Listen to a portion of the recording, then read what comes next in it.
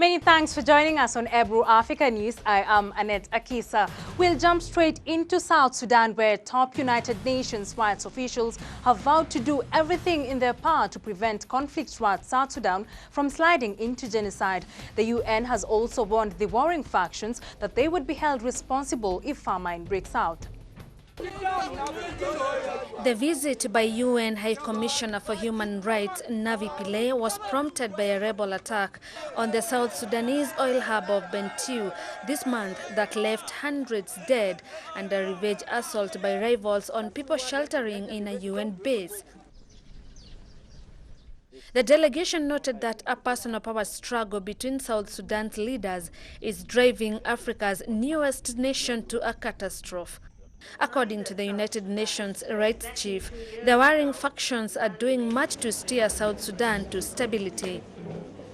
Unfortunately, virtually everything I have seen or heard on this mission has reinforced the view that the country's leaders, instead of seizing their chance to steer their impoverished and war-battered young nation to stability and greater prosperity, have instead embarked on a personal power struggle that has brought their people to the verge of catastrophe. Hello. After meeting the two leaders, President Kiir and rebel leader Riek Machar, Pillay was categorical that the UN will not allow war-torn South Sudan become another Rwanda. The deadly mix of recrimination, hate speech, and revenge killings that has developed relentlessly over the past 4.5 months seems to be reaching boiling point. And I have been increasingly concerned that neither South Sudan's political leaders nor the international community at large seem to perceive quite how dangerous the situation now is. The mediators also warned that both sides would be held to account for any rights abuses. Rights groups have said both parties may have carried out war crimes which could lead to prosecutions. Thousands have been killed in the brutal 4-month civil war, and more than 1 million have fled their homes. There has been little respite in the killings since fighting first erupted in mid-December, despite a January ceasefire. Now into Nigeria, hundreds of mainly women protesters took to the streets in Nigerian capital Abuja to press for the release of 230 schoolgirls abducted by rebels 2 weeks ago. The demonstrators marched to the National Assembly to hand over a letter to complain that the government was not doing enough to secure the release of the girls.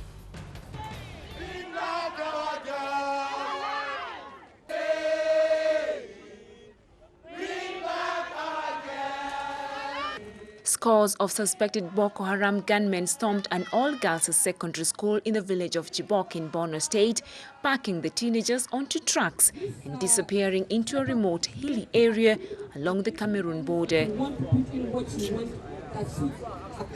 Some girls have managed to go back home, but others are still being held, some believed to have been married off to fighters.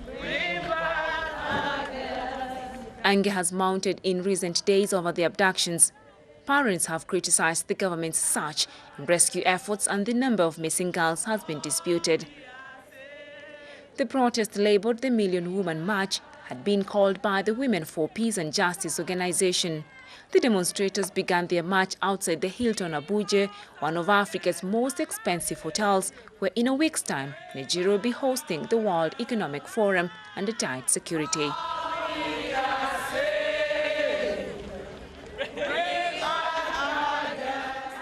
I personally believe that not enough is being done to rescue our daughters. Please recollect, like 2-3 months ago, 25 girls were abducted from Kwanduga. Because the nation has not risen in unison to do something about those 25 girls abducted in Kwanduga, it is now possible to abduct another 200 plus. Next time, maybe it will be more. Each and every one of us needs to do something to arrest the unpleasant developments, that are happening in the country, especially in the northeast.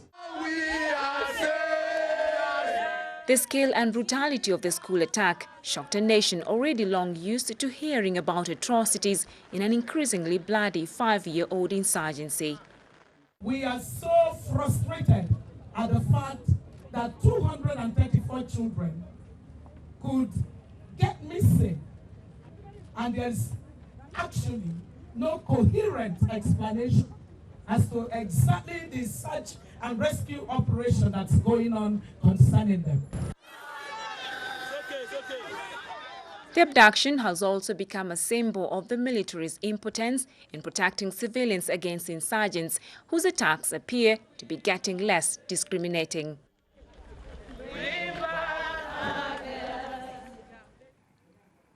Now, Egyptian presidential candidate Hamdin Sabahi has vowed to end political polarization that is dividing Egypt. While outlining his election campaign on Wednesday, Sabahi said he hoped to unite the country and focus on domestic poverty. Presidential candidate Hamdin Sabahi hopes to unite the country and focus on domestic poverty. Our second goal will be the transitional of justice, which will allow us to unite all the Egyptians and end the extreme polarization and hate speech that is afflicting Egypt. No one will be able to build Egypt in this environment of extreme polarization and hate speech. Whether it is accusing someone of being an apostate or of treason in the name of religion or nationalism, the country needs to be united.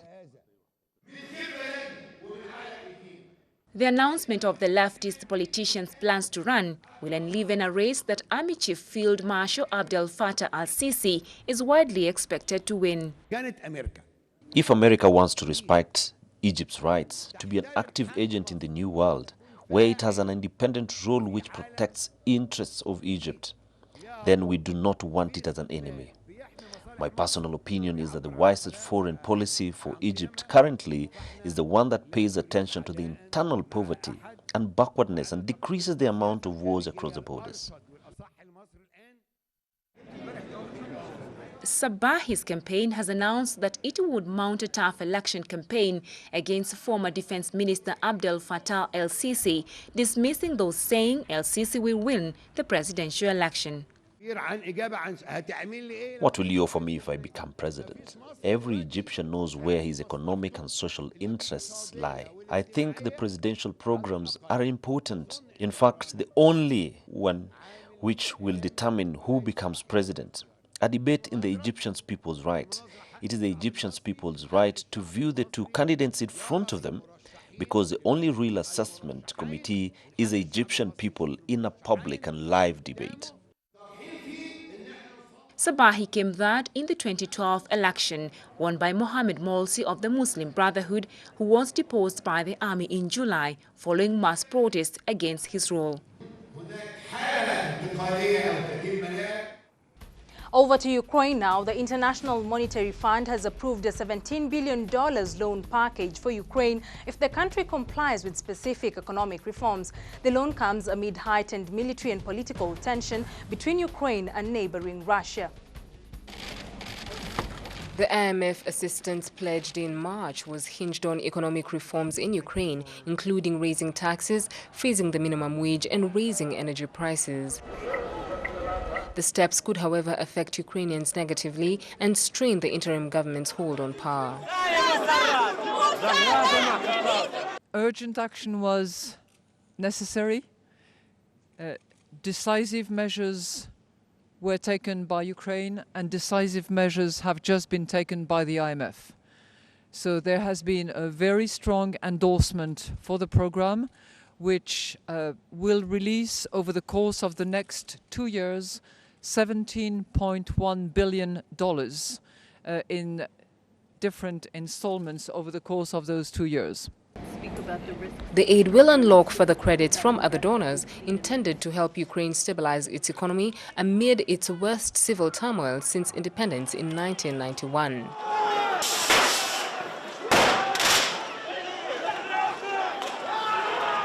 We believe that Ukraine has an opportunity to seize the moment, to break away from previous practices, both from a fiscal, from a monetary, and from a governance point of view.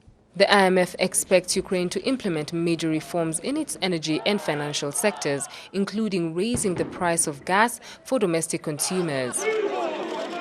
The government, in power until elections on May 25th, has already promised to raise gas prices more than 50%. It's a program which has implementation risks. It's one where we are trying to mitigate the risk as much as we can. We have had prior actions which have been addressed satisfactorily. We will have what I would call high-frequency review, because there will be review of the performance every 2 months in the first sequence, in order to make sure that that determination is actually followed through. Ukrainian authorities have said the economy will contract by 3% by the end of this year as a result of chaos and mismanagement. Economic output fell by 1.1% in the first 3 months of the year. The political unrest makes it even more difficult for Ukraine to get its economy back into shape, even though the country's new government pledged to pursue politically unpopular reforms as a condition for receiving the IMF aid. And in other news, vote counting is underway after Iraqis braved attacks to participate in parliamentary elections that incumbent Premier Nouri al-Maliki is expected to win. The elections, the first since U.S. troops withdrew from Iraq in late 2011, took place as further violence rocked the country, with 14 people killed shortly after polling started. Polls closed late in the evening, with voters choosing from among 9,012 candidates, and the parliamentary election effectively serving as a referendum on Maliki, a Shiite Muslim who has governed for 8 years. Despite a general backdrop of increasing violence in the country, polling day itself appears to have passed with few hitches and no major reports of violence.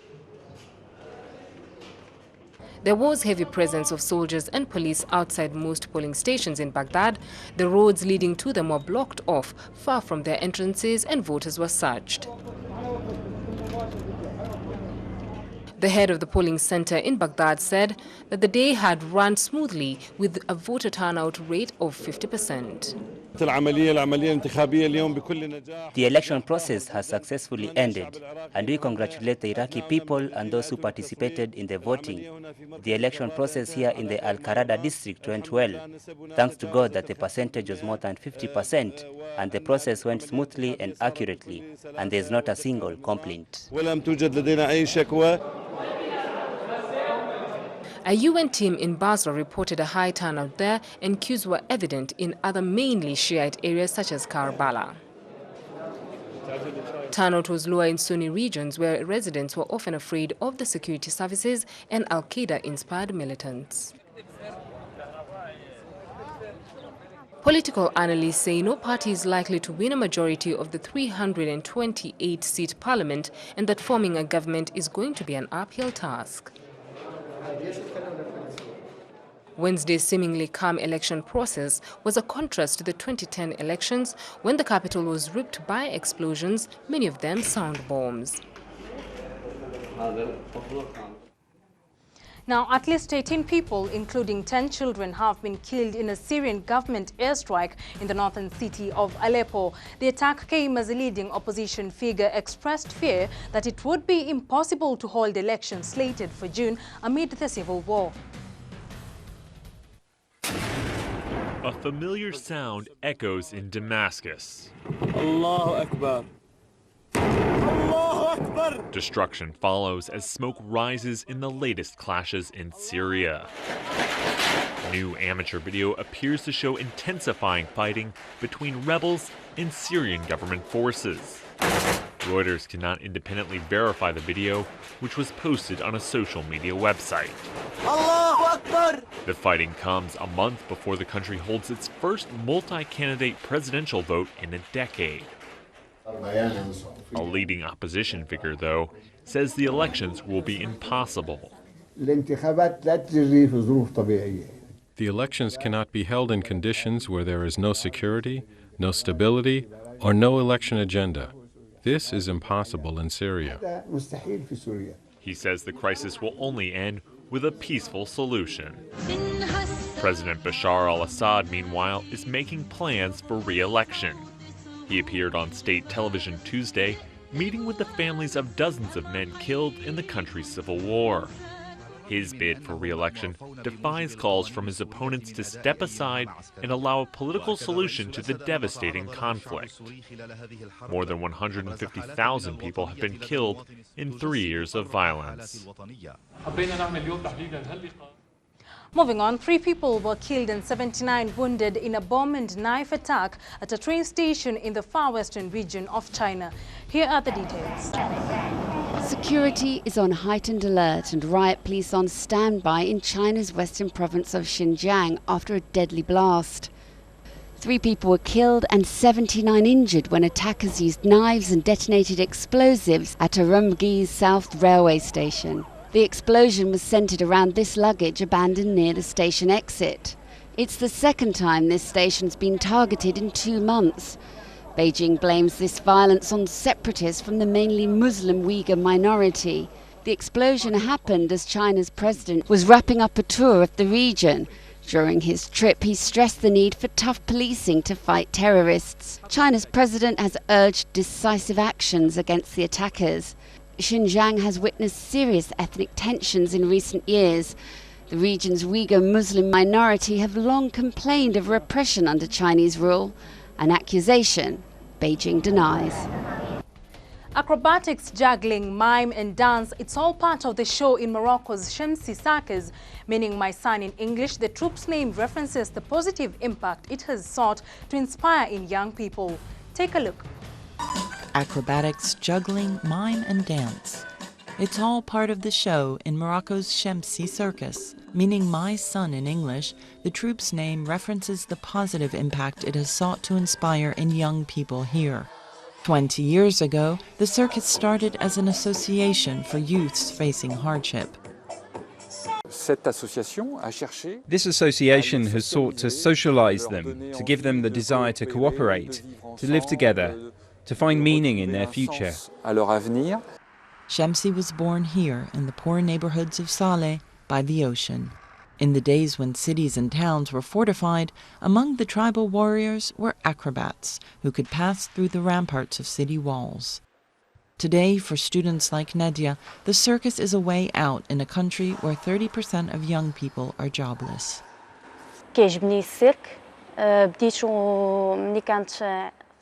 I love the circus. I started training when I was 10 years old at the Shamsi school workshops. That's when I decided to drop my studies for the circus. The Shamsi school is today recognized as Morocco's national center for circus. Since 2009, it has run a 5-year diploma course. Although opportunities are limited, some are later recruited to join foreign circuses or approached for work with theater or film crews. This is a worthy project. These youths each had their problems. Each one was a different case. But today they are part of a unifying project that gives them wings. They have an outlet to express themselves and they do it well. They learn life skills and know-how. It's harmonious and we are behind them. The objective for Shamsi now is to continue to encourage youthful creativity and give birth to an artistic style that is Morocco's own. Well, that story wraps up our afternoon bulletin, but do join me at 9 p.m. for more stories on what's happening around your world. I am Annette Akisa. Have a lovely afternoon.